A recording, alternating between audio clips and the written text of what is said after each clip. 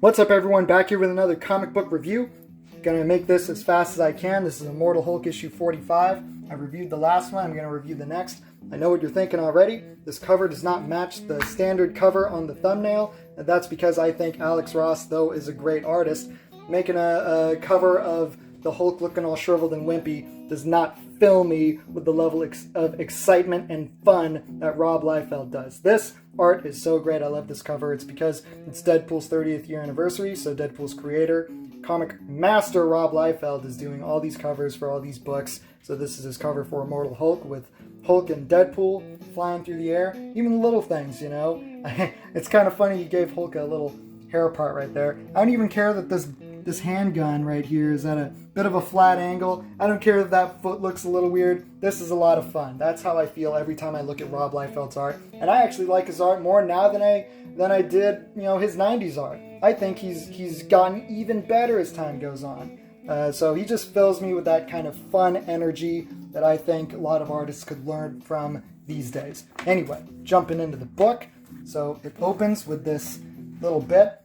This is going to be a recommend, and it's a spoiler review, so if you want to jump on this title, definitely go out and go buy it. Anyway, it opens with this kind of humorous bit of Betty Ross on a ferry in Staten Island. She's exchanging this dialogue with this old woman who's drinking and kind of rambling about the smell and how you'll get used to it and that it's a beautiful city. And it reminded me of Peter David style writing, his humor back when he was writing the Hulk for his very well-received run in the 90s. And then I got this little homage right here that she's drinking St. Peter David beer right there.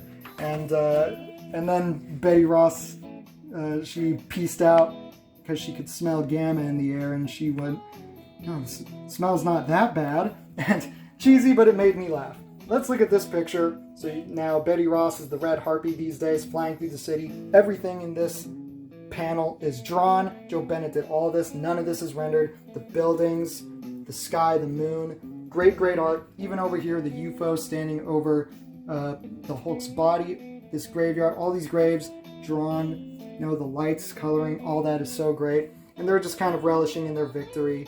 And down in the below place, the leader has taken on the form of this friggin' weird, whacked out demon god type Cthulhu looking thing. And whether you're into that or not, you can't deny the imagination on these guys. I don't know if Al Ewing told Joe Bennett what to draw, or I've got to be certain that this is Joe Bennett's imagination and his ability to then draw it. This is some really good stuff, really creepy, and even got another little homage right here with Jackie McGee's now, I guess, gamma vision.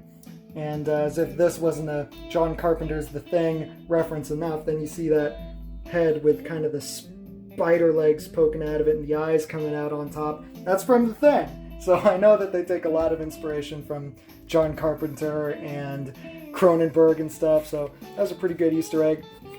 Over here you got, we all know that Doc Samson is in the body of Sasquatch now, so now Walter Langowski is in the body of Doc Samson. You can tell because of his sideburns, his smile, it's got his voice when you read the dialogue, so we'll see how that thing goes. You can tell Al Ewing is really setting up for his Gamma Flight miniseries. I don't know how I feel about that. I really am worried. I want these characters to probably stay in this book because I don't want Al Ewing to be spread too thin, and it makes me worried where his priorities lie.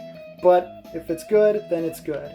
So jumping forward right here, see Bruce Banner's just going through hell. He doesn't know what's happening. It's been a while since we've seen him, but he's pretty much been in this exact same state since the leader totally pwned the Devil Hulk. And then it zooms out a little more and he's in the leader's throat. I guess that's what's powering up and making him this insanely powerful, Cthulhu thing. And Hulk and Joe are trying to fight these gamma demons over on the regular world. X-Ray is laying on all this radiation pretty thick on the body because they're worried that it could come back to life. They're just killing time for Henry Peter Gyrich to come up and scoop up the remains. But then it must have turned Joe into the Red Hulk.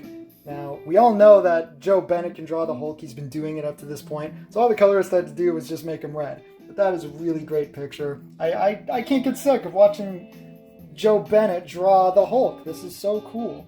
I didn't read all those Red Hulk comics from 10 years ago. From what I understand, that ended up being Thunderbolt Ross, and he gets his powers through radiation. While the Hulk gets stronger when he gets angrier, Red Hulk gets stronger when he's absorbing radiation. Cosmic rays, gamma rays, X-rays.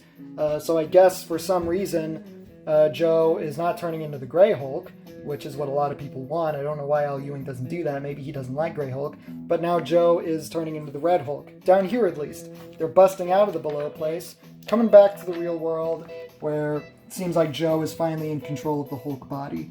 And you can tell it's probably still Joe because he's speaking coherently. Wouldn't be able to do that if that was the regular or Savage Hulk. And he's all buffed out because now he's got this Red Hulk power in it. Probably going to have to explain that a little more in the next issue. We'll see. It's for these letter columns. I don't even read these anymore. It's a little too thick with the worship and praise to Al Ewing, which I understand. I was there for the first year of this series. Like, oh my gosh, it's the best thing ever. But I remember when, you know, letter columns would print out letters that were a little more critical and maybe ask some hard questions. It was the writers' and editors' chance to answer these questions and clear things up. But anyway, that is the comic. Pretty much, I do recommend it just because Joe Bennett is just such a boss at what he does, and his art is amazing. It will stand the test of time. People will be reading a lot of this Immortal Hulk in many, many years just for Joe Bennett's fantastic art. I don't know if Al Ewing even knows what he's doing. He's taking so long in this story. He's writing really great. For some reason, once again, it still feels very full. You know, it was 20 story pages where things continue to happen, but for some reason, the story's still taking forever. I would have pieced out a long time ago if it wasn't for everything looking so good. And Joe Bennett has such an imagination. It's what I tell all my normie friends that like reading books. And I say, well, I like reading comics. And they say, oh man, you know, it doesn't leave me any room for my imagination when I see their pictures. And then my response is always, well, yeah, but what if the artist's imagination is better than yours? Joe Bennett's imagination is better than mine, and he has the talent to bring his imagination to the forefront, and as far as I'm concerned, his name should be listed before Al Ewing's, because he is definitely taking the reins in driving this story. So that's the way comic books are. That is the visual medium format for you, that the art is what tells the story, and this is some great art. So if you like this review, if you agree with me, or if you think I'm completely full of horse crap, then please comment, let me know. Even comment and tell me what book you want me to review next. I'm still new at this, so any feedback you give, I would absolutely love. I like to think that I'm reading kind of all the good books, which is why I give such positive reviews and recommends in so much of these videos, even though I kind of talked a lot of smack about this one. It's, you know, it's... So let me know what you want me to review next, basically, and we'll see how it goes. Go down to your local comic store, go buy this comic, support your local comic store. Let's not have manga being the only thing making money right now. You can buy manga too. That's the beauty about capitalism. You can buy whatever you want. Just buy comic books too, because this is where it's at. This is great visual storytelling. Highly recommend it. And thanks for watching this video. Talk to you later.